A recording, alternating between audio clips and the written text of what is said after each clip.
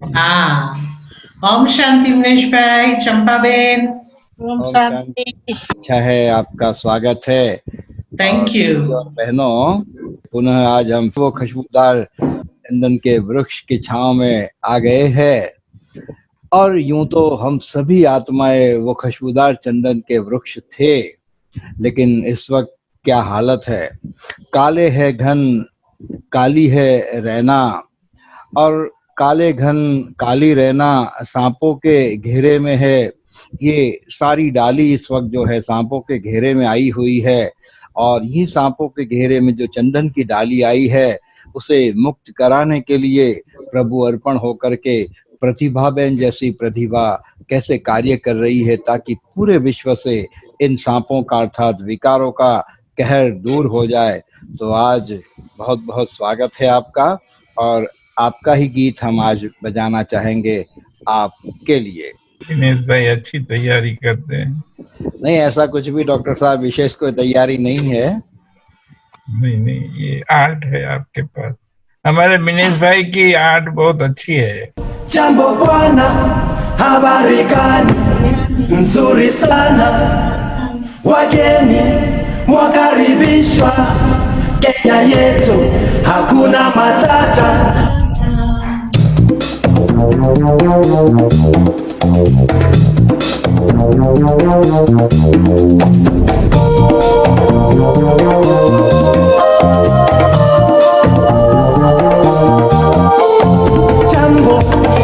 Jambo bwana, habari gani? Nzuri sana, wageni mwakaribishwa Kenya yetu, hakuna matata. Ngiti jambo bwana, habari gani?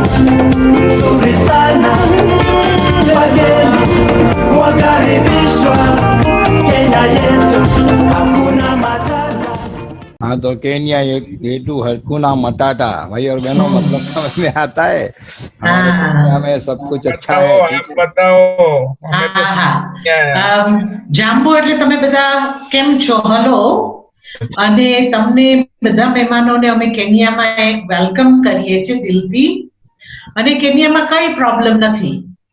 તો મારે જે start કરવું હતું એ તમે ગીત દ્વારા જ કહી દીધું ઓલરેડી. तो इसलिए मैंने कहा ना, आपका गीत हम आपके लिए ही बजाते हैं। आपका ही है वास्तव। Thank you. वेलकम। अच्छा, तो लास्ट टाइम हमने आप लोगों को हमारा पर्सनल थोड़ा एक्सपीरियंस सुनाया था कि हमको बाबा का परिचय कैसे मिला और हम कैसे सेवा में समर्पित हुए। अभी मैंने पहले भी बताया था कि मेरा जन्म भी अफ्रीका में हुआ हूँ, पढ़ी लिखी भी मैं अफ्रीका में ही हूँ, और समर्पित भी मैं अफ्रीका में ही हुई। लेकिन जब अफ्रीका शब्द बोलते हैं ना, तो लोगों को लगता है एक छोटा सा देश है। लेकिन आप खाली भारत में ही देखो कि भारत एक देश होते हुए भी हर एक स्टेट का अपनी भाषा, कल्चर, खाना, रहना सब कुछ अलग है एक ही देश में। तो ये अफ्रीका एक बहुत बड़ा कॉन्टिनेंट है, और बहुत बड़े कॉन्टिनेंट में 56 कंट्रीज हैं। 56 कंट्रीज की गवर्नमेंट, कायदे, पैसा, करेंसी, भाषा, खाना सब कुछ बहुत अलग है, बहुत अलग। जरूरी नहीं कि आप अफ्रीका के एक देश में रहते हो तो दूसरा देश का आपको पता हो, ऐसा जरूरी नहीं है। कभी कोई भी लाइफ में भी दूसरे देश में नहीं गए हैं। जैसे आप भारत में रहते हो, ऐसा जरूरी नहीं कि आप चाइना या हांगकांग गए ही हो, या आपको थाईलैंड का कल्चर पता ही है। तो ऐसे ही इतने बड़े फील्ड में बाबा ने हम लोगों को रखा।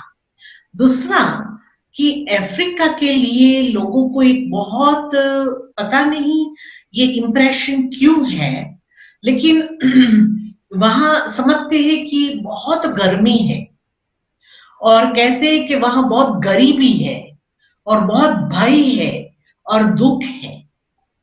तो ये एक भी चीज अफ्रीका के लिए नहीं कह सकते हैं। कोई कोई देश के लिए कह सकते हैं। तो हाँ, कोई देश में गर्मी है, कोई देश में बहुत ठंडी है, कोई देश में स्नो भी है, डेजर्ट भी है, माउंटेन भी है, सब कुछ है जो विश्व भर में है। और भय की बात आती है ना, तो वो कोई कोई जगह पे जो इंसिडेंट्स हुए हैं उसके कारण लोगों को ये इंप्रेशन पड़ गया है। गरीबी भी जैसे हमारी मीडिया ने एक पिक्चर दे दिया है, इसलिए गरीबी का बहुत पब्लिसिटी होती है, लेकिन ये सभी चीजें पूरे विश्व में भी है। और मैं आपको बताऊंगी, तो एक्सट्रीम सुख देखना हो तो भी अफ्रीका में है, और प्रॉब्लम देखना हो तो भी है, कंफर्ट देखना हो तो स्वर्ग जैसा कंफर्ट है, वेदर वाइज, अकोमोडेशन वाइज, रहने, एनवायरनमेंट, खाना पीना, सब, हेल्पर्स। और प्रॉब्लम देखना है तो भी है, लेकिन वो हमेशा सब जगह नहीं होता है।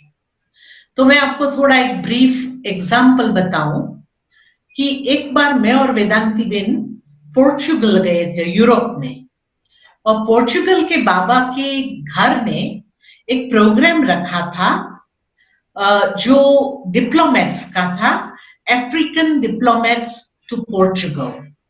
अलग अलग अफ्रीका के देशों के एम्बेसडर्स और हाई कमिश्नर्स जो पोर्चुगल में गए हैं, तो ऐसो को इनवाइट किया था एक इवनिंग के लिए बाबा के घर में। तो हम लोगों ने डिनर लिया, और फिर एम्बेसडर्स ने मुझे क्वेश्चन पूछा कि अफ्रीका में कहां कहां पर ब्रह्मा कुमारीज की एक्टिविटीज है। तो वो बात मैंने रियलाइज नहीं की, लेकिन मैं बहुत नशे से बताने लगी कि ये देश में है, ये देश में है, ये देश में है। तो ये 90s की बात है, 1990s की बात है। तो वो एम्बेसडर ने मुझे कहा कि दुनिया वाले भी ये देशों में ही जहां कंफर्ट है, सिक्योरिटी है, वहां ही प्रोग्रेस कर रहे हैं और फोकस कर रहे हैं। और आप स्पिरिचुअल ऑर्गेनाइजेशन ने भी वही कंट्रीज में किया है, लेकिन प्रॉब्लम वाली कंट्रीज या कहो इनसिक्योरिटी वाली कंट्रीज में आप लोगों ने कुछ नहीं किया है, जहां बहुत जरूरत है। तो मुझे इतना वो रियलाइज हुआ कि वो उसने तो बहुत करेक्ट बात बताई है, जो हमने नोटिस भी नहीं की थी, जानबूझ करके ऐसे नहीं किया था। लेकिन कंफर्ट में क्या है, इंफ्रास्ट्रक्चर है, इलेक्ट्रिसिटी, वाटर, रोड, हाइजीन और लैंग्वेज। कि हमको इंग्लिश आता है तो इंग्लिश कंट्रीज में हम लोगों ने एक्सपेंड कर दिया, और कंट्रीज को हमने इतना वो टाइम नहीं दिया। तो ऐसे करते बाबा के कई सेंटर्स कई देशों में खुले, लेकिन वो सब कंफर्टेबल कंट्रीज, सब रूप से कंफर्टेबल, सब चीजें भी मिलती है, तो भाषा भी आती है, तो वेदर भी अच्छी है। तो हमने रियलाइज किया, और तुरंत पोर्चुगल से आने के बाद मैंने वेदांती बेन को बोला कि अभी हमें जो हम लोगों को कंफर्टेबल नहीं लगता है, ऐसे देशों को भी थोड़ा कवर अप करें। बोला हाँ, आप जाओ, कोई हर्जा नहीं। तो हम फिर वो देशों में भी जाने लगे जहां वॉर पूरा हुआ है और अभी थोड़ी जैसे संभलने लगे हैं देश। फिर हमको भाषा नहीं आती है, जैसे पोर्चुगीज है, फ्रेंच है, इटालियन है, जर्मन है, तो ये देशों में स्पेनिश है। तो ये देशों में भी हम सेवा जरूर करेंगे, कोई भी रूप से करेंगे। और फिर इंफ्रास्ट्रक्चर भी नहीं है, बहुत बहुत वेदर का भी बहुत प्रॉब्लम है, गर्मी है। तो ऐसो देशों में हम जाना शुरू किया, और वहां पर हम लोगों को जो एक्सपीरियंसेस हुए हैं वो बहुत यूनिक है। तो आज का और कल का क्लास हम दो भाग में बांटेंगे।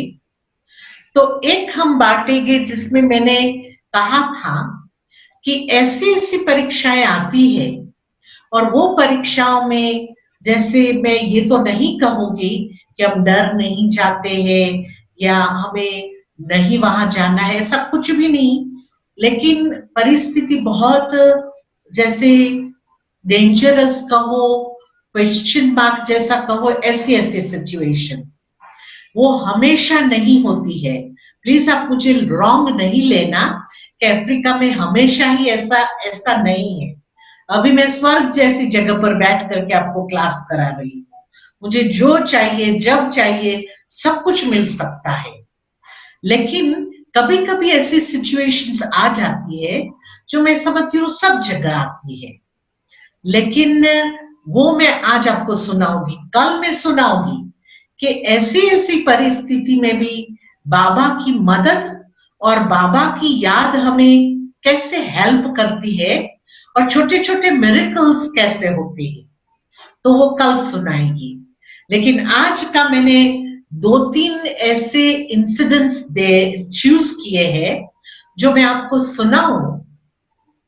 तो उसमें हम लोग ने जब सर्व अफ्रीका शुरू किया, साउथ अफ्रीका नहीं, प्लीज आप थोड़ा नोट करना, क्योंकि भारत में अफ्रीका आता है मतलब एक साउथ अफ्रीका ही लोगों को पता है, लेकिन सर्व अफ्रीका जो प्रोजेक्ट हमने 2004 में सेवा को स्पीड अप करने के लिए किया था, और उसमें एक अनुभवी टीचर और 2 नए नए टीचर्स को हम नए फील्ड में ले जाते थे।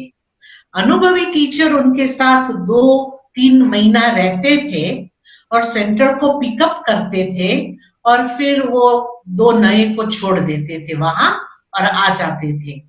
लेकिन कभी नए जो एडजस्ट नहीं हुए हैं तो उनको 6 मास भी दे सकते थे, 9 मंथ्स भी दे सकते थे। मतलब ऐसे हमें ओपन माइंड से वहां जाना है और सेवा करनी है। जैसे कंपैरिजन बताऊं कि भारत में सेवा किस रूप से होता है, तो आपको कोई टाउन में, सिटी में या गांव में रिश्तेदार, फ्रेंड्स, कॉन्टेक्ट्स बुलाते हैं, आप वहां टॉक देने जाते हो, फिर उनको बहुत अच्छा लगता है, आप शायद कोर्स भी कराने जाते हो, उनको बहुत अच्छा लगता है और एक ग्रुप इकट्ठा होकर के आपको ऑफिशियल इनविटेशन देता है कि हम लोग सब ध्यान रखेंगे, आप हमारे पास आओ और यहाँ आश्रम खोलो। भले छोटा तो छोटा, लेकिन उसमें से धीरे धीरे सेवा बढ़ते बढ़ते आज देखो एक एक सेंटर कितना आलीशान और कितनी सेवाएं हैं। तो यहाँ पर थोड़ा अलग है, यूरोप में थोड़ा अलग है। यूरोप में जो इंस्ट्रूमेंट जाता है वो पहले तो जॉब ढूंढता है और अपने घर में ही, जैसे गीता पाठशाला शुरू करके जो जॉब करते हैं उनके ही खर्चे से बाबा का घर चलता है और धीरे धीरे सेवा बढ़ती है, सेंटर बढ़ता है और विस्तार होता है। अफ्रीका में हमारा थोड़ा अलग है, जो निमंत्रण पर हम वेट करें ना तो हमें निमंत्रण तो बहुत मुश्किल से मिलता है। तो इसलिए हमें क्या करना है कि जो एग्जिस्टिंग सेंटर्स हमारे हैं, वो एग्जिस्टिंग सेंटर का खर्चा हम थोड़ा बचा करके सेव करते करते, या कोई कोई स्टूडेंट्स हमें बोलते हैं कि मैं 6 महीने के लिए हम थोड़ा एक्सपेंस देंगे, तो ऐसे करते वो एक्सपेंस लेकर के हम नए देश में जाते हैं। या तो कोई का कांटेक्ट है तो उनके साथ रहते हैं, या तो हम होटल में रहते हैं, और एम तो यही रहता है कि होटल से हमें जल्दी से जल्दी निकलना है क्योंकि बाबा के पैसे इतने यूज नहीं करने हैं।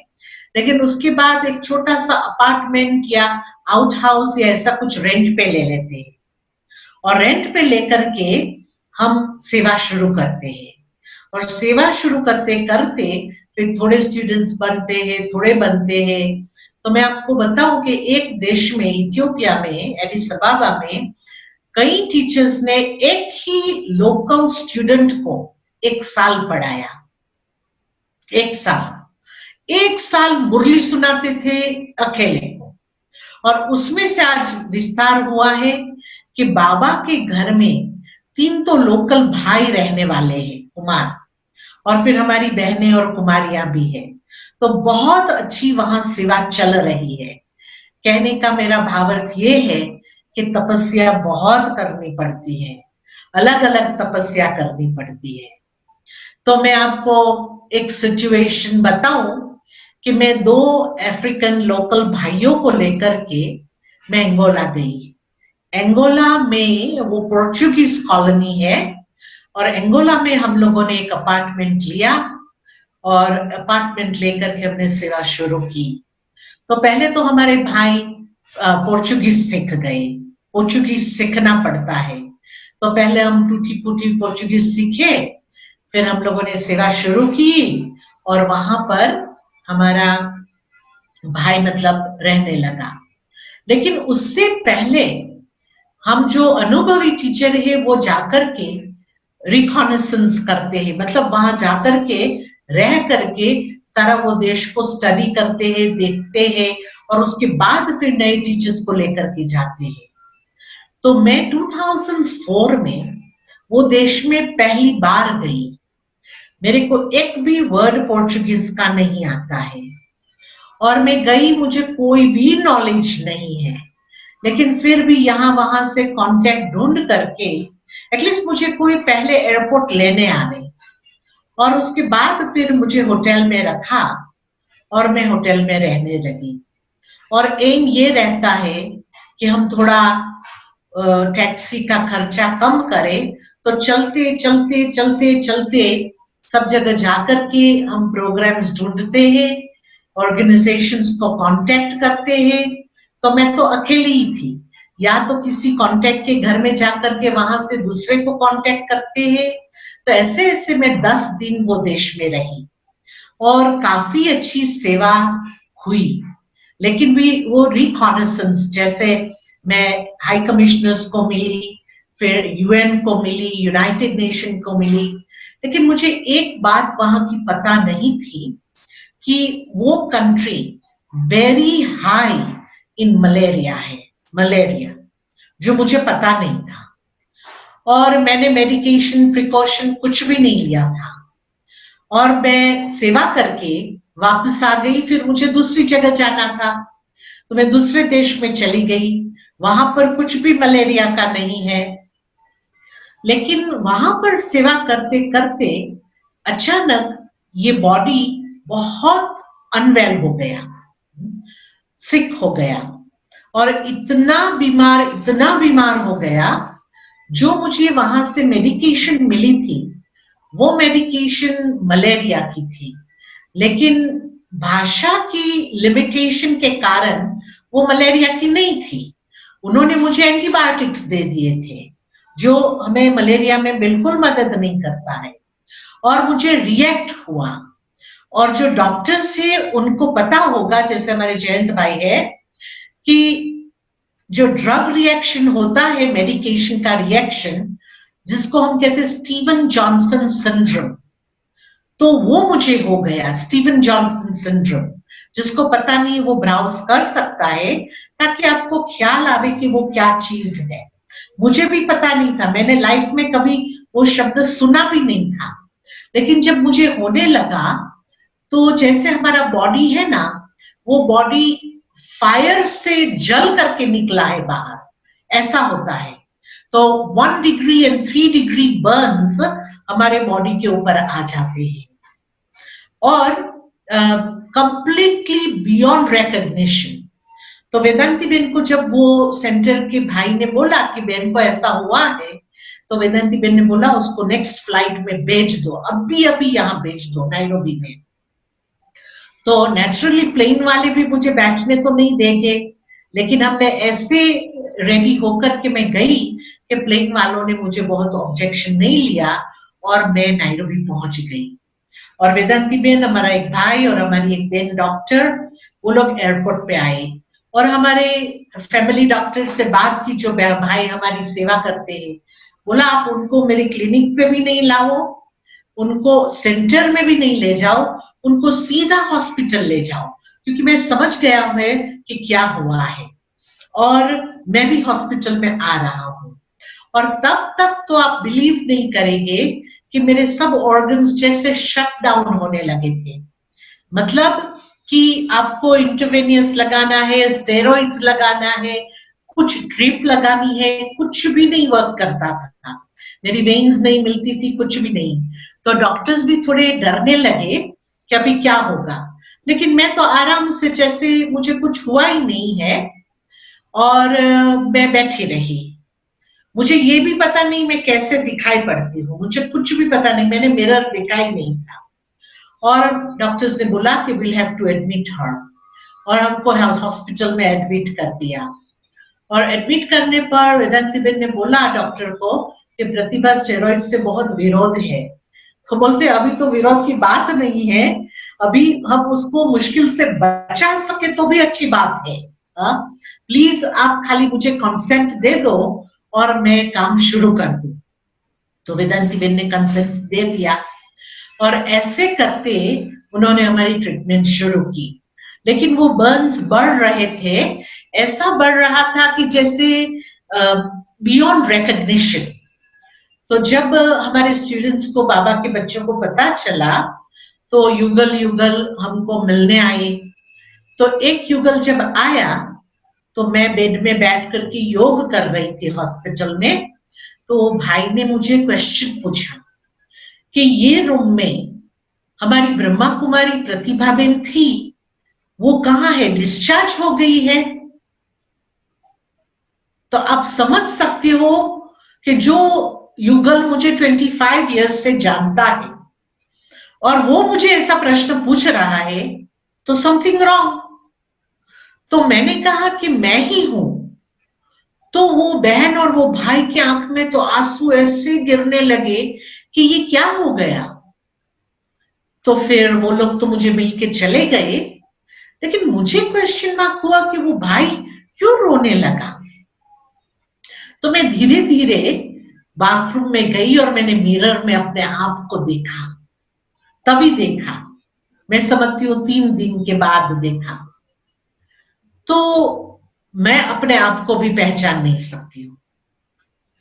लेकिन इंटरेस्टिंग बात ये थी कि इतने सालों की तपस्या और सोल कॉन्शियसनेस हमें कितना मदद करता है कि मैं फिर धीरे धीरे आकर के बेड में बैठ गई हॉस्पिटल में और मैं बाबा की याद में बैठी। मैंने रियलाइज किया कि मेरा बॉडी कंप्लीटली डिफेक्टेड है, बहुत प्रॉब्लम्स आ गए हैं बियॉन्ड रिकॉग्निशन। मैं अपने आप को भी पहचान नहीं सकती हूँ, लेकिन मेरा मन बहुत हेल्दी है, वो मैंने देखा। मेरे मन को डर नहीं लगा, मेरे मन को दुख नहीं हुआ, क्वेश्चन मार्क नहीं हुआ। इतना शांत और शीतल, जैसे डिटैच, जैसे न्यारा और प्यारा। मैं भी वंडर खा गई और फिर मैं बैठ करके बाबा को बोला कि बाबा, मैंने तो ये जीवन पूरा आपकी सेवा में दिया है और अभी ये हालत में तो मैं सेवा कर नहीं सकूंगी क्योंकि किसी से इंटरेक्ट नहीं कर सकते। तो या तो मैं ये शरीर छोड़ करके दूसरा लेकर के फिर सेवा करूंगी, और या तो आप मुझे ठीक कर दो। ऐसा ठीक करो कि मैं एटलीस्ट लोगों से बातचीत कर सकूं और सेवा कर सकूं। इतना मुझे सिर्फ ठीक करो और मैं आपको 100% कोऑपरेट करूंगी, तो हम दोनों ये शरीर को हील करेंगे। और मैं बैठ गई, न्यारी और प्यारी, डिटैच ऑब्जर्वर। और ऐसे करते हॉस्पिटल में मैं एक वीक रही और डॉक्टर्स अपना काम करने लगा और मैं मेरा काम करने लगी और बाबा और ड्रामा अपना करने लगी। और ऐसे करते मुझे डिस्चार्ज किया और पूरी बॉडी में से जैसे हम जल जाते हैं और स्किन निकलती है ना, तो first layer and second layer skin निकल गया और कंप्लीटली जैसे कहते ना कि हमारी बॉडी रॉ है। रॉ कैसी होती है? ऐसी। तो डॉक्टर्स ने बोला था कि मेरे आजू बाजू कोई नहीं आवे, नहीं तो इन्फेक्शन हो जाएगा, मेरे को कोई नहीं मिले, मैं अकेली ही रहूं और मुझे खाना टाइम टू टाइम मिल जाए। और स्टूडेंट्स को तो बहुत मिलने का मन होता है, लेकिन फिर भी ऐसे करके मैंने 1 महीना निकाला और ऐसे करते धीरे धीरे धीरे बॉडी हील कर होने लगा। लौकिक में भी हमको वेदांती बहन ने भेजा कि आप वहां जाकर के हाइजीन में रहो अकेले, तो बहुत अच्छा रहेगा और स्टूडेंट्स थोड़े दूर से ही मिले तो मुझे किसी का जर्म्स नहीं लगे। तो 6 मंथ्स मैं ऐसे ध्यान रख रही थी, सेवा कर रही थी और धीरे धीरे स्किन आने लगी। डॉक्टर ने कहा मुझे धूप में एटलीस्ट 1 साल नहीं जाना है, बिल्कुल कंप्लीट धूप में नहीं जाना है। और मेरे जितने भी सेवा के फील्ड थे ना, वो बहुत हॉट कंट्रीज थे, लेकिन फिर भी मैंने कहा नहीं, मैं जाऊंगी। और जहां से शुरू हुआ था ये प्रॉब्लम, वो देश में भी मुझे जाने का था। तो कई लोग कंसर्न थे, आप नहीं जाओ प्लीज, वो देश में कभी नहीं जाओ, कभी नहीं जाओ। मैंने कहा मैं ट्राई करूंगी, मैं जाऊंगी। तो हिम्मत बच्चे, मदद बाप, ये अनुभव कैसे हो सके, तो हम गए और मैं 3 मास वहां रह करके सेवा की। मुझे कुछ भी नहीं हुआ, बहुत ही अच्छी सेवाएं चली और बाबा का घर भी बहुत अच्छा पिकअप हो गया। सार में मेरा कहना ये है कि एक तो सिचुएशन आएगी, तो हम कलयुग और सतयुग के बीच के संगम में है, तो इसलिए कलयुग की का भी ताप लगता है हम लोगों को। दूसरा कि हमारे हिसाब किताब भी है अनेक जन्म के, तो वो हिसाब किताब को क्लियर करने के लिए कई बार ये सिचुएशंस आता है। और तीसरा, कई बाबा के बच्चे ये पूछते हैं कि आप सेवा में गए थे फिर भी बाबा ने आपको हेल्प नहीं किया। तो कल मैं उसके ऊपर थोड़ा बताने वाली हूं कि बाबा कैसे हेल्प करता है और हमें उसको कैसे देखना है। लेकिन बाबा हमें डेफिनेटली हेल्प करता है। बाबा कहते हैं आपका कोई हिसाब किताब या कर्म का हिसाब है तो 99% तो मैं मदद कर सकता हूं, जो आप मुझे ऑफर कर दो तो, लेकिन 1% तो आपको भोगना पड़ेगा। तो आप विचार करो कि जो ये 1% है तो 99% कैसा होता। तो बाबा ने हमें इतना % तो मदद किया। तो हम उस रूप से सिचुएशन को देखते हैं।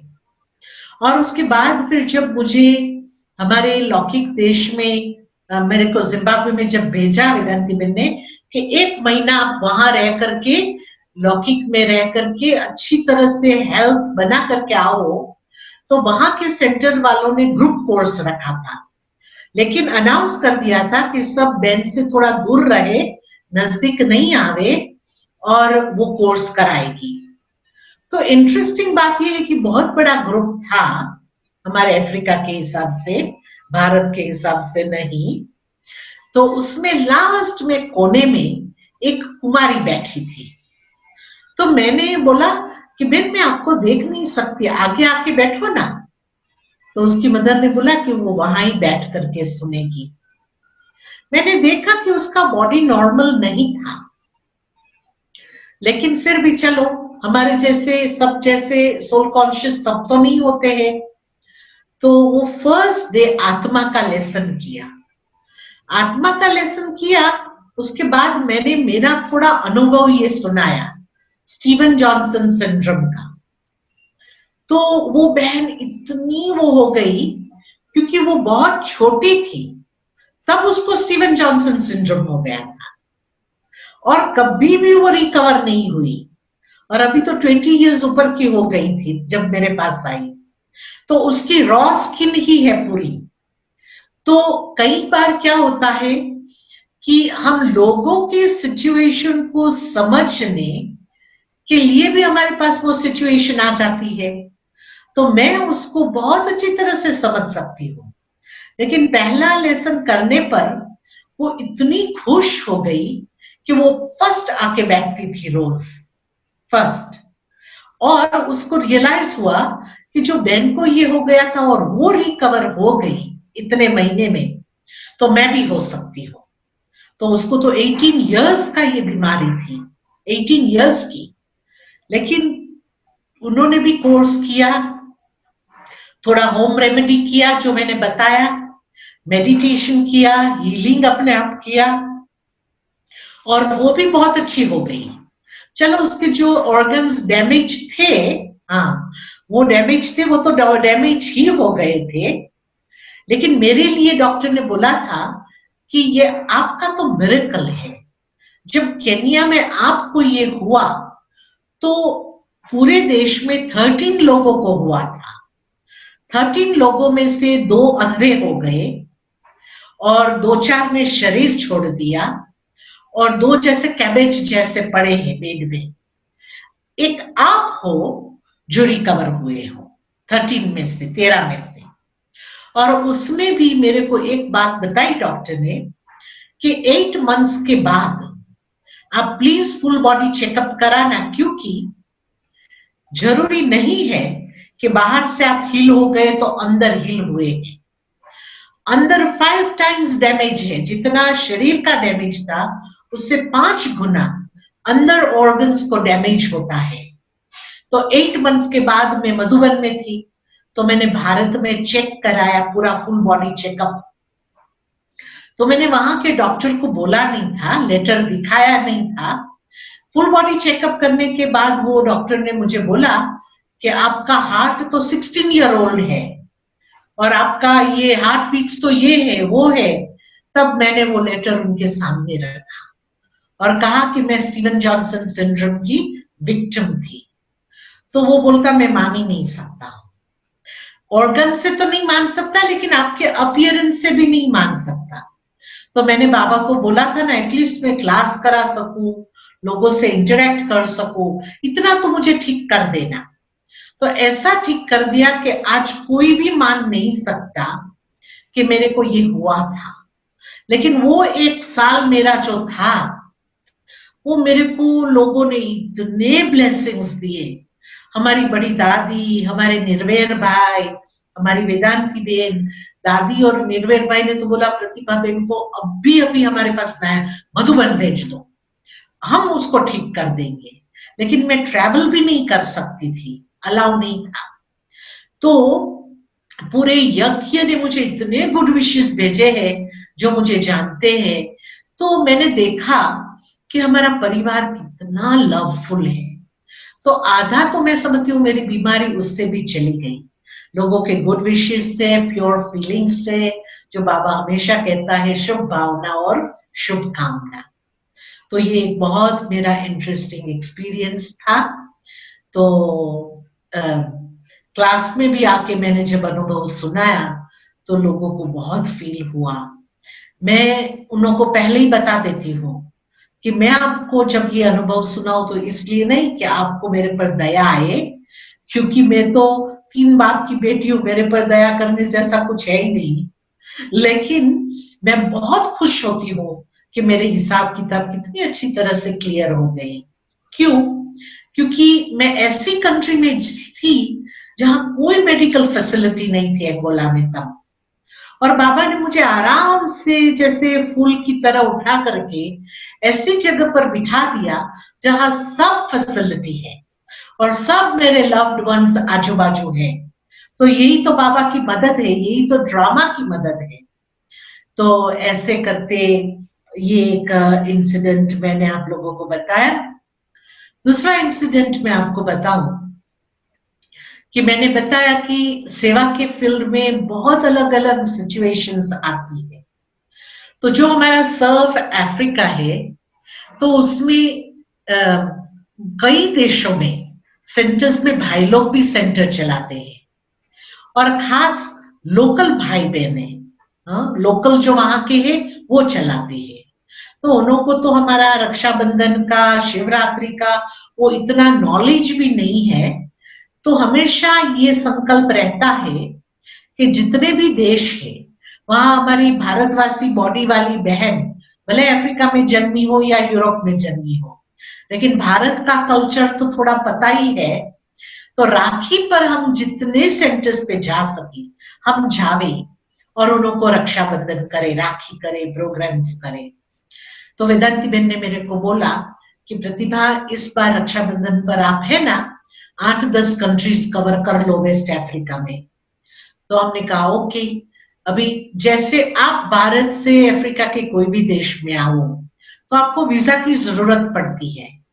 तो मेरा तो ज़ैम्बियन पासपोर्ट है, लेकिन दूसरे देशों में जाने के लिए मुझे भी इक्वल प्रोसीजर्स से पास होना है जैसा आपको होना है। तो आप समझ सकते हो कि मैं क्या बात कर रही हूँ।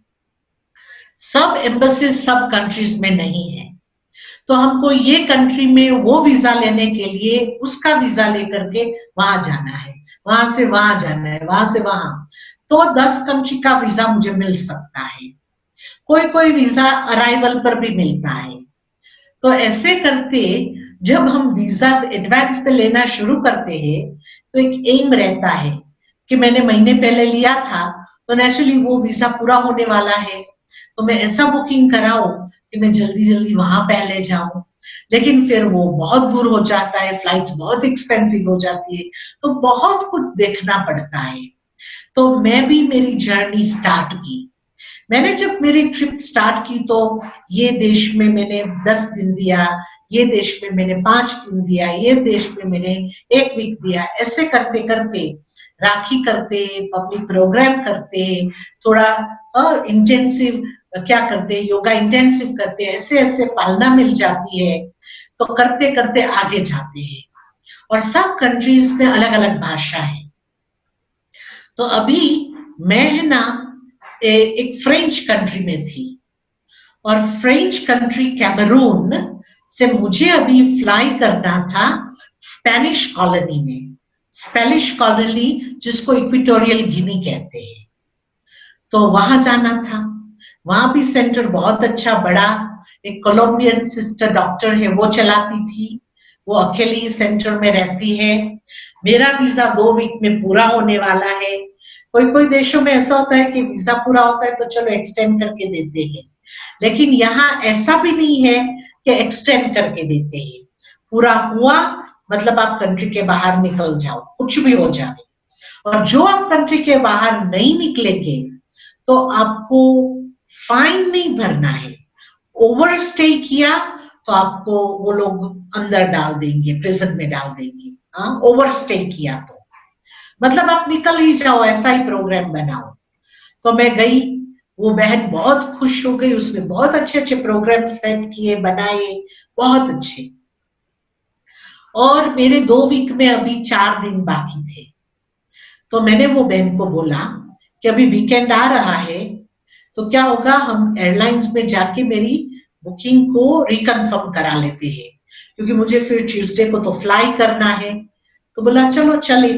तो फ्राइडे था, शाम को एक बहुत बड़ा प्रोग्राम था।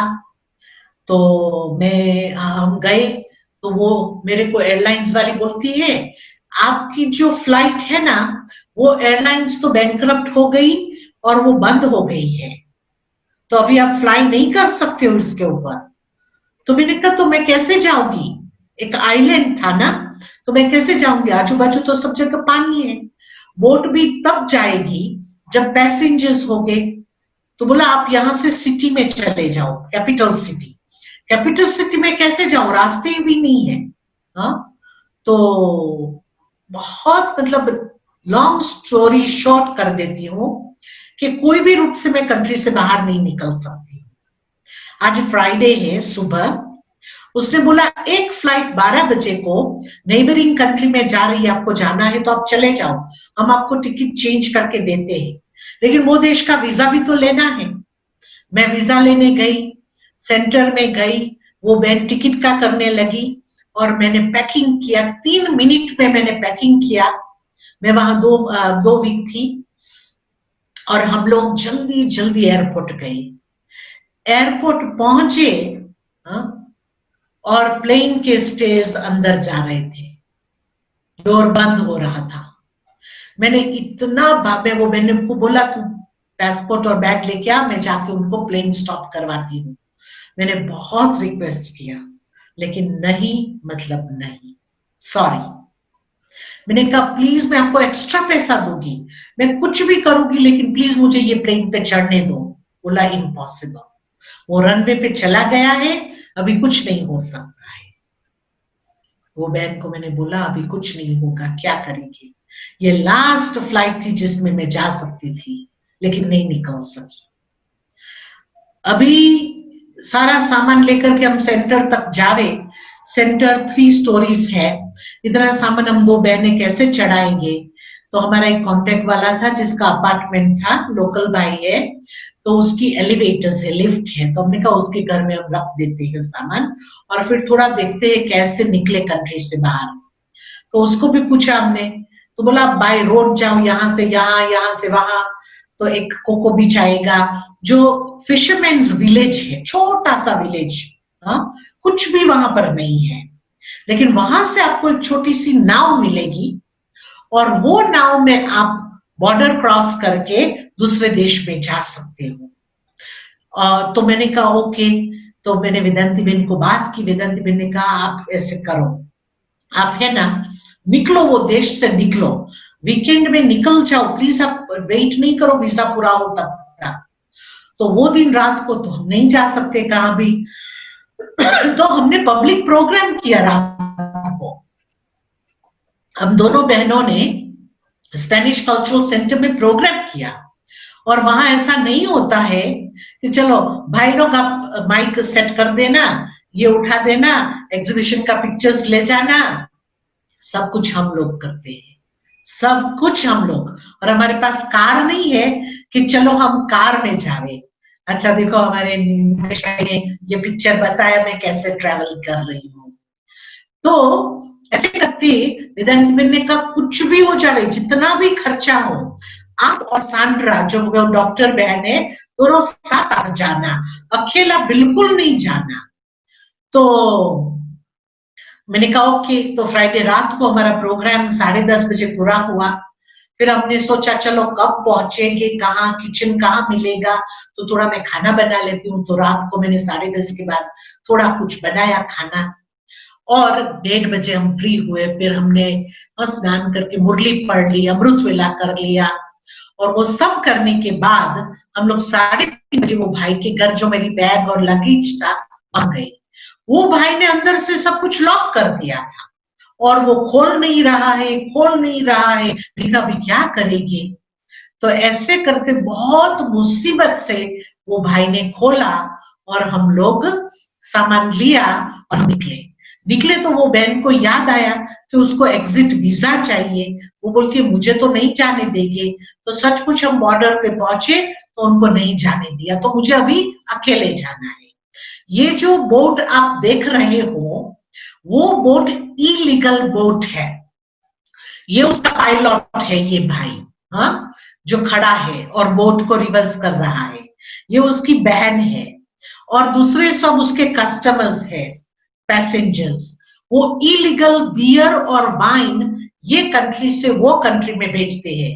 मैं भी वाइन के बॉक्सेस पर बैठी हूँ और मेरा ये सामान है। और ये दोनों मुझे फर्स्ट क्वेश्चन पूछा, तुमको ओशन में स्विमिंग करना आता है? मैंने कहा नहीं, मुझे स्विमिंग पूल में आता है, ओशन में नहीं आता। तो बोला अच्छा, तो बहुत डेंजरस है ये तो, क्योंकि जिस ओशन में हम थे उसको अटलांटिक ओशन कहते हैं। उसमें बहुत बड़े बड़े वेव्स है और बहुत ठंडा पानी है। तो कई बोट्स वहां पर कैप्साइज हो गई है और लीगल नहीं है गवर्नमेंट की, इसलिए उसमें वो लोग कुछ क्लेम भी नहीं कर सकते है। मरे तो मरे और डूबे तो डूबे। तो ऐसे करते मुझे वो बोट मिली। वो बहन वापस जाने वाली है, उससे जल्दी जल्दी वो फोटो निकाला।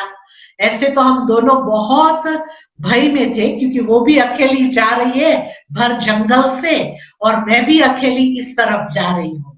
लेकिन उसके आंख में आंसू आ गया, मेरे आंख में भी आया, ऐसी बात नहीं है। तो उसने हंसते हंसते एक फोटो निकाल लिया। ऐसा नहीं, ये मेमोरी में खुशी खुशी से फोटो निकाला है।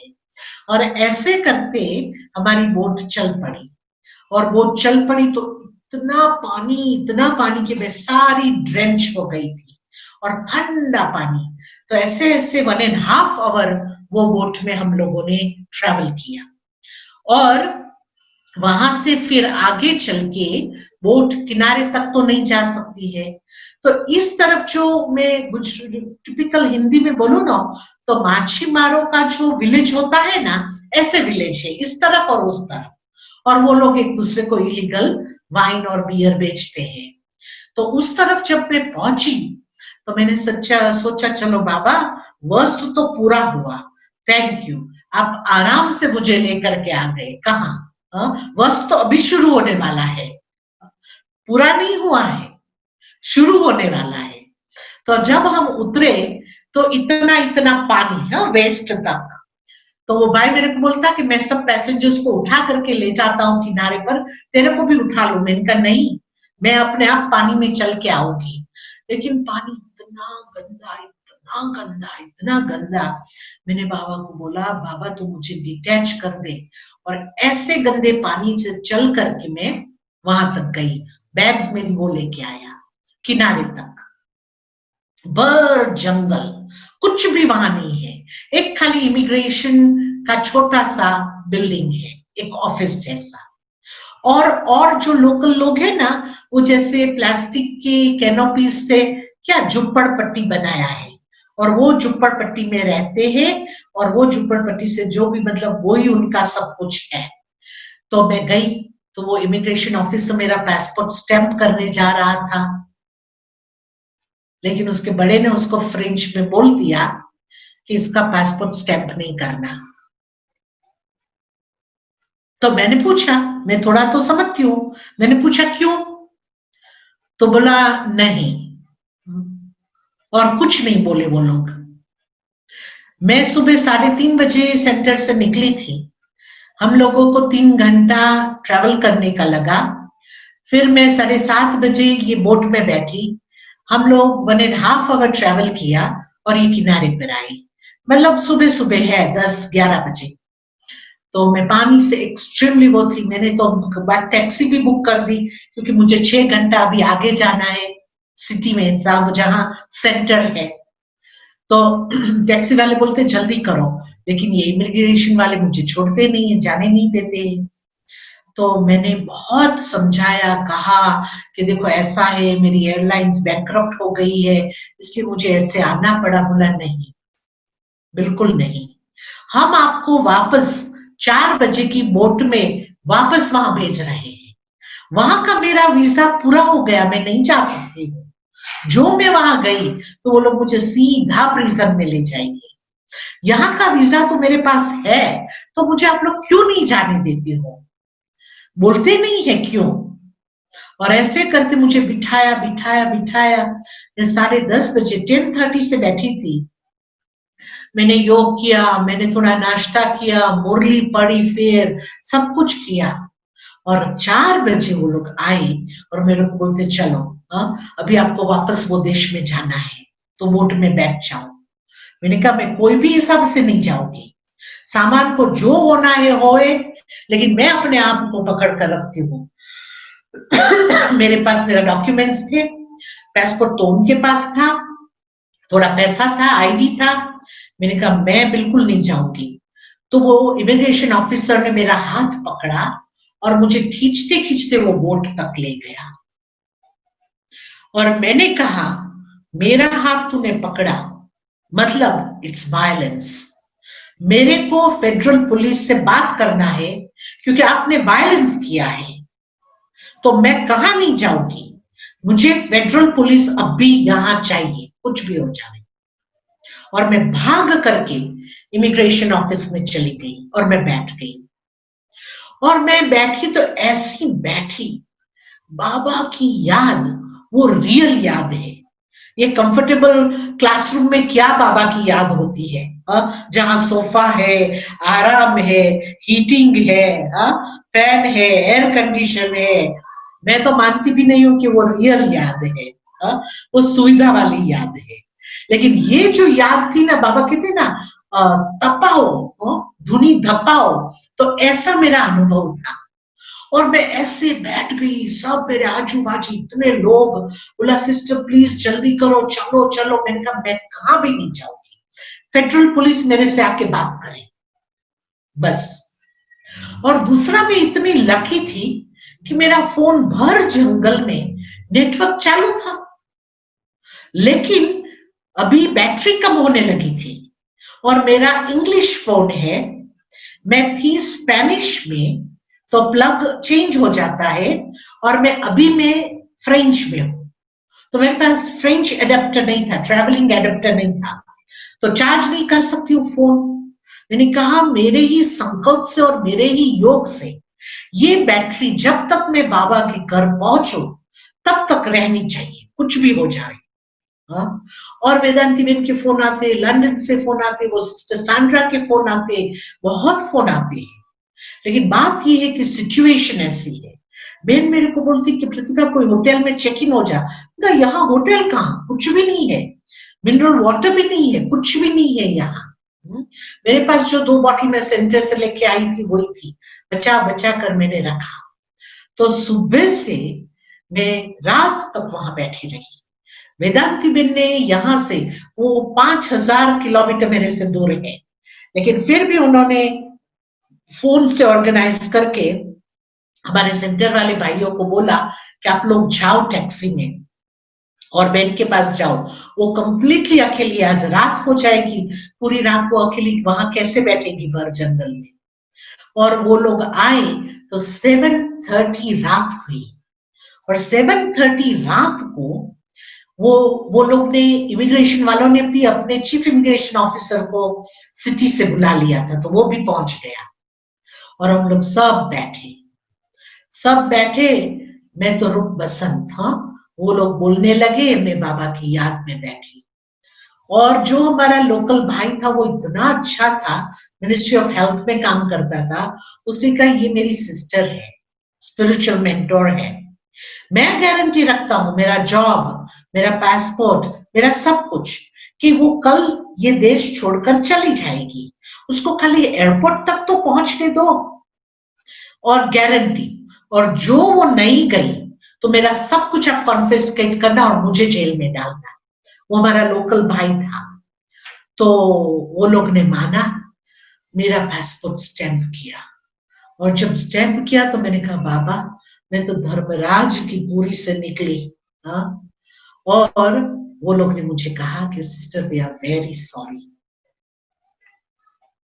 तो मुझे बोला कि भले स्पेनिश ये देश से चले गए हैं और फ्रेंच ये देश से बहुत सालों से चले गए हैं, जैसे भारत से फ्रेंच और पोर्चुगीज और ब्रिटिश चले गए, लेकिन वो अपने फुटप्रिंट्स छोड़ के गए हैं। वो देशों में जो होता है ना, वो यहाँ उसकी असर बहुत पड़ती है। तो आपकी संस्था फ्रांस में और स्पेन में ब्लैक लिस्ट में है, वो मुझे पता है, मुझे पता था, लेकिन मुझे ये पता नहीं था कि वो कंट्री की असर यहाँ पड़ सकती है। तो बोलते कि आपका हमने सारा स्टडी किया कि आपकी संस्था क्या है, ये है, वो है, तो ऐसे करते ब्लैक लिस्ट में है, इसलिए हमने आपको डिटेन कर दिया और आपको नहीं जाने दिया कि हमारी कंट्री में आप एंटर नहीं हो सकते। लेकिन आपके हमारे स्टूडेंट ने गारंटी रखी तो आपको जाने दिया, लेकिन प्लीज कल आप कंट्री छोड़ देना। हमने कहा हम जाएगी। तो हम निकले। अभी मैं जब निकली तो 8 बज गया था रात को। तो वो जो भाई, सेंटर का भाई था ना, वो मुझे बोल रहा है, ब्रदर करीम, कि सिस्टर आज हम लिब्रविल नहीं जाएंगे। मैंने कहा क्या? बोला आज हम लिब्रविल नहीं जाएंगे, सेंटर में नहीं जाएंगे, आज हम रात को ये भाई के विलेज में झोपड़े में रहेंगे। इनका क्यों? तो बोला वो परिवार की सेवा करेगी। मैंने कहा ले, एक तो मैं सुबह से निकली हूँ, खाना नहीं खाया है, स्नान करना है, इतनी गंदी हूं, और तू मुझे सेवा पर ले जाएगा? बोला हाँ, अभी ये लोग के साथ हम बहुत आर्ग्यूमेंट नहीं कर सकते हैं, कल्चर बहुत अलग अलग है। मैंने कहा अच्छा चलो। हाँ, और ऐसे करते हम वो 21 किलोमीटर वो विलेज में गए। लोगों ने एडवांस में बोल दिया था कि हमारी बहन आ रही है। तो मैं गई वहां, तो गई तो 50 लोग वो घर में आ गए। हाँ?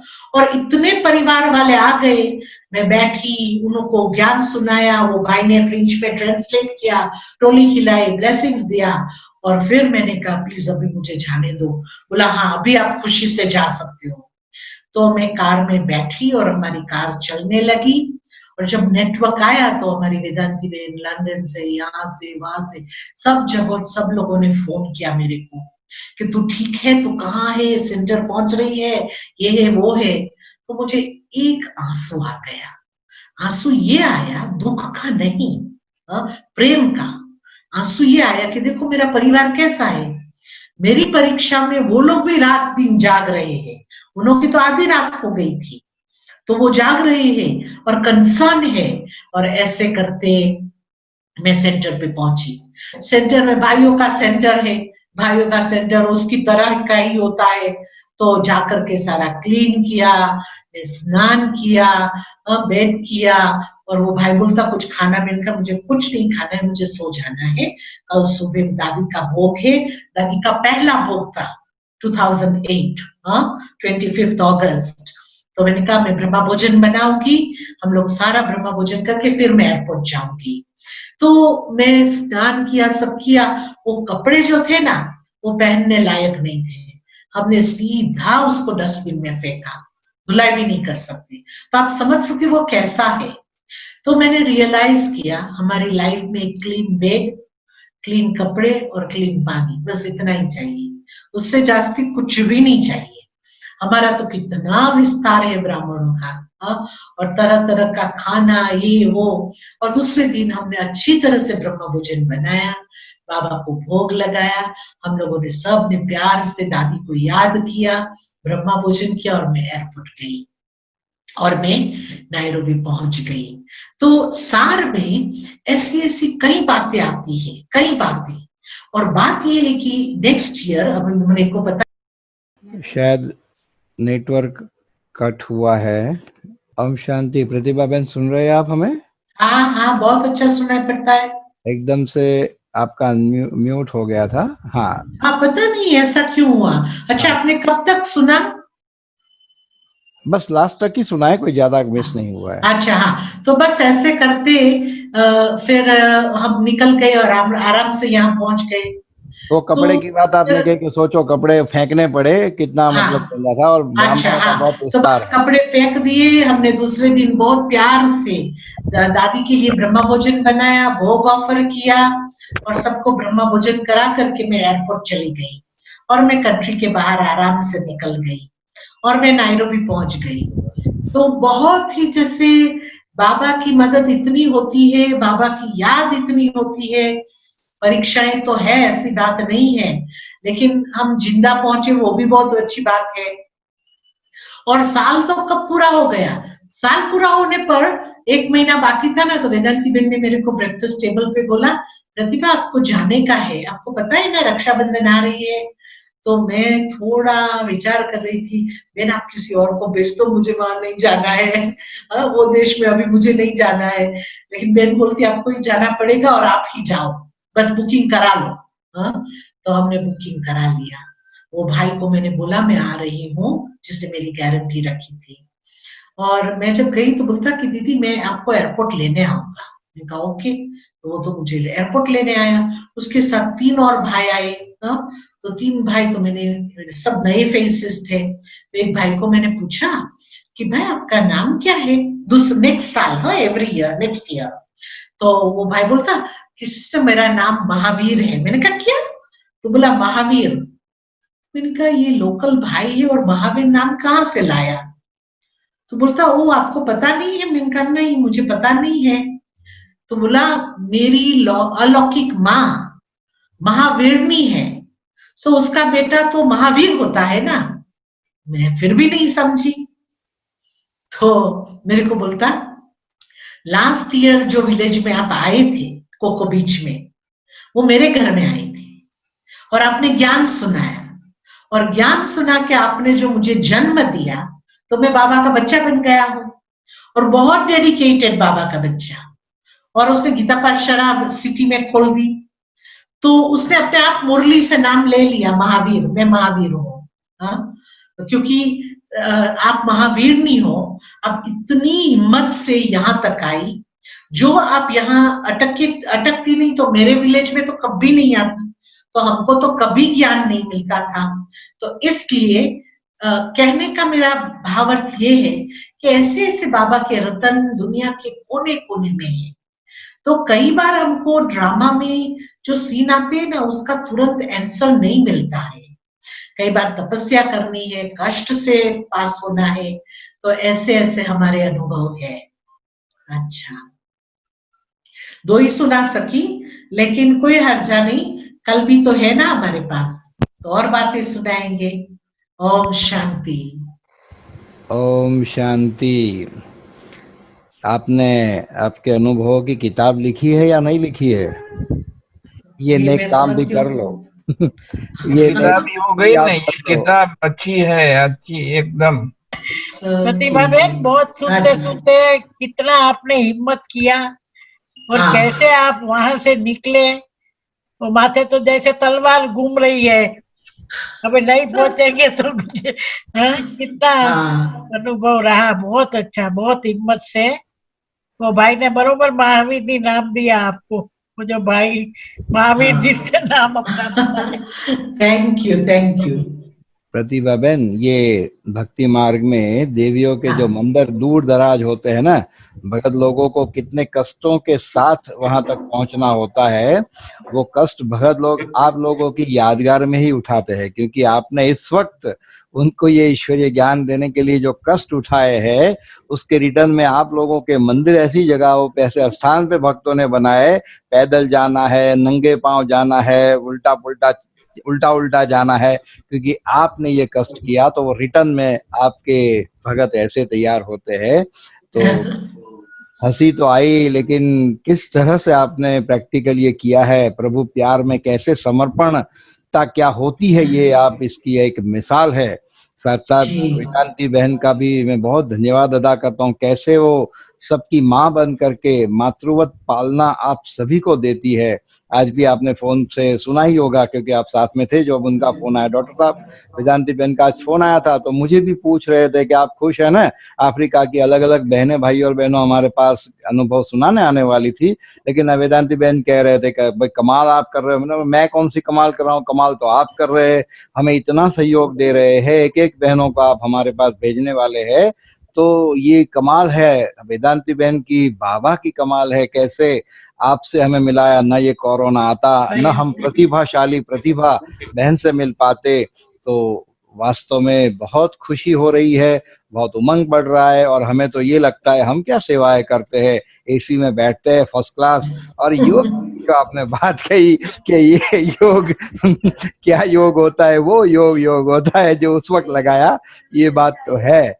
ठीक है डॉक्टर साहब, अपने मन की बात आप रखो।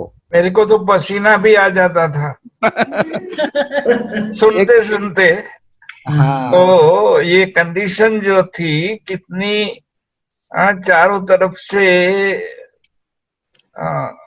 डरावनी, परेशान कर सके, क्या करूं ऐसा हो से हवे, ऐसे सस्पेंस स्टोरी रह गई थी। और फिर भी अटल रह के ऐसी हमारी लाडली प्यारी हिम्मत वाली बच्ची बाबा की, जबरदस्त हिम्मत की बात है। कैसा देश, कैसा बेट, जंगल, पानी, ऐसा दारू वालों के साथ जाना, क्या क्या नहीं देखा, क्या क्या किया। बहुत अच्छा हुआ, बहुत पावरफुल। ऐसी शक्तिशाली बहन हमारी बहन है तो हमको भी शक्ति मिल जाती है जी। बहन भी है, बेटी भी है। हमारा छोटी बहन है, बेटी भी। डाया काका के साथ वेदांती बहन शुरू में बहुत आते थे हमारे पास। वो रेखा बहन को लेके तो कारेली बाग में पीछे ही वो लोग रहते थे। तो डाया काका तो पीछे भी बहुत आके यहाँ सबको योग की दृष्टि देते थे ना, तो लोग उसके पीछे पीछे पड़ते थे। तो डाया काका के साथ तो है। और इनके अंदर जो भावना थी ना, सारे विश्व की सेवा की भावना थी ना आपके अंदर, ये भावना बहुत ऊंची भावना देखी। देश विदेश क्या है वो हम खाली बैठे बैठे यहाँ देख लिया। तो ऐसी श्रेष्ठ भावना के कारण हिम्मत भी थी और जंप भी लगाते रहे। तो भाई बहनों देखो कैसे हमारी दीदियां है, बहनें हैं, कहाँ कहाँ घूम सकती है। और इसका कारण ही था उनको पहले से जिल थी कि सब देशों को जानना है, और सब देशों में भी जहाँ आत्माएं दुखी है, अशांत है, बाबा के बच्चे बंद पड़े हैं, उनको निखारने की भावना, ये बहुत ऊंची भावना के कारण बल मिला, बाबा मिला। और भाई बहनों हमारे सब बड़े जो थे उनका सहयोग मिला। तो ये ईश्वरीय सहयोग भी बहुत कितना काम करती है। ये हम सबको क्या मिला, ये हिम्मत भर दी हमें, और ऐसा विशाल कार्य करने के लिए सदा तत्पर बने हम। ऐसे एग्जाम्पल देख के, बाबा के ऐसे लाल को देखकर बहुत बड़ी खुशी और ताकत मिलती है। वाह हमारे बाबा, वाह हमारा परिवार, और वाह हमारी प्यारी नन्ही मुन्नी दीदी।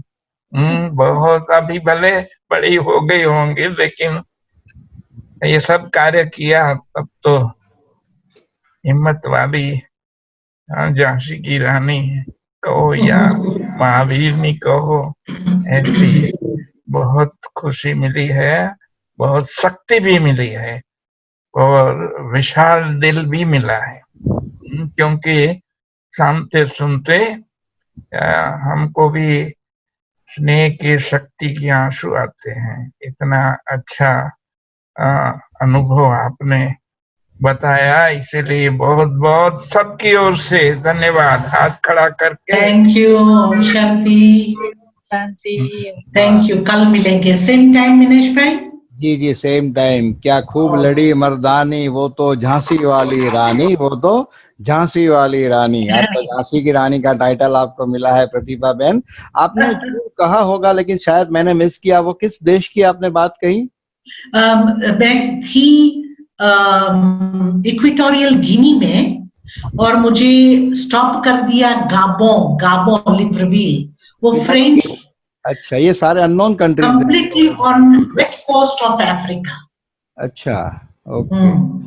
हाँ, मैं समझता हूँ ये सभी के लिए अननोन नेम होगा। भाइयों बहनों हाथ खड़ा करो तो कौन जानता है इस सभा में से, इस कंट्री के नाम को जानता कौन था? मेरे लिए तो अननोन है ये दोनों। गाबो लिब्रविल। देखो प्रतिभा बहन, इस सभा में कोई नहीं है जो इन देशों के नाम तक जानता है, और ऐसे देशों में हम नाम नहीं जानते, आपने वहां सेवाएं की है। कमाल है ये आपकी और शिव बाप की भी। तो शिव बाबा को विश्व पिता का जो टाइटल है वो आप शिव शक्तियों ने ही दिलाया है वास्तव में, नहीं तो वो टाइटल अधूरा रह जाता। तो यथार्थ सार्थक आपने किया है, इसकी आपको बहुत बहुत मुबारक। आप 2 मिनट बाबा की याद में बिठाए, वेलकम। 2 मिनट बाबा की याद में बिठाए और फिर पूरा करेंगे। मत ना हारिए, विजय का नाम लीजिए, हिम्मत ना हारिए, विजय का नाम लीजिए, सत्य पथ के राहियों मशाल थाम लीजिए, सत्य पथ के राहियों मशाल थाम लीजिए, हिम्मत ना हारिए, विजय का नाम लीजिए। मशाल जो जला जलेगा आखिरी सांस तक, मशाल जो जला जलेगा आखिरी सांस तक, कारवां चला है जो चले क्षितिज के पार तक, कारवां चला है जो चले क्षितिज के पार तक, झुके नहीं ध्वजा सदा वो काम कीजिए, झुके नहीं ध्वजा सदा वो काम कीजिए,